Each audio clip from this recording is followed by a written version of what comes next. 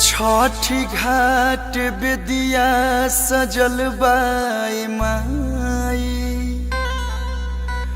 जुटल बा भीड़िया जो गंगा जी के तीरे। हरे असुए से रखली मोरी मैया, अझर झर नीर हमरा नैनन से गिरे।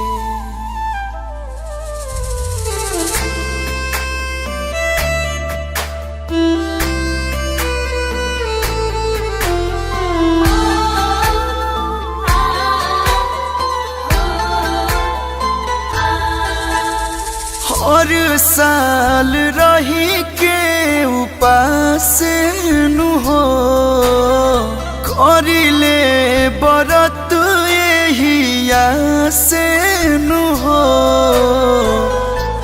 गोदिया न भरल ये माई, आ भरल बहनया नवानु हो।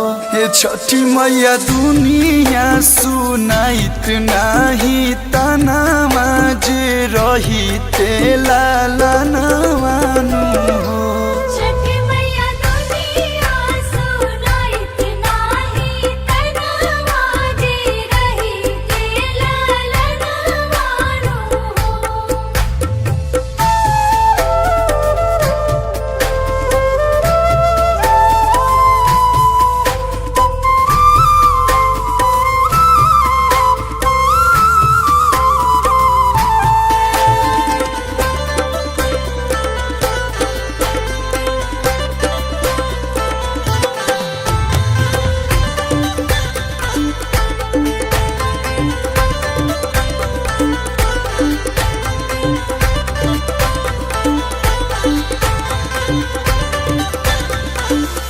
लेके अचरावा में अर्घ दिवाई, हमरो जे रहित केहू कहे वाला माई।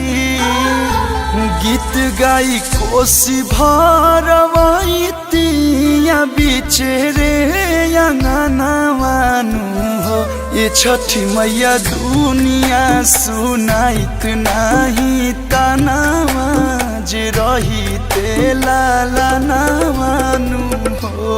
छठी मैया दुनिया सुनाइत नाही तनावा, जे रही तेला नवानु हो।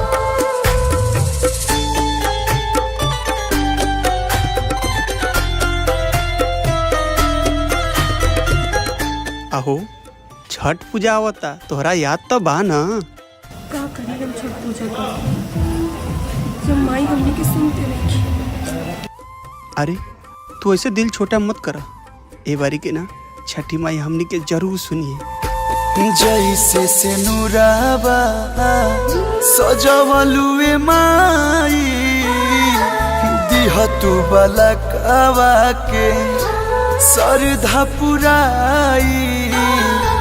अपन ही लोग देखल चाहे नहीं आँखी के सामनावानु हो।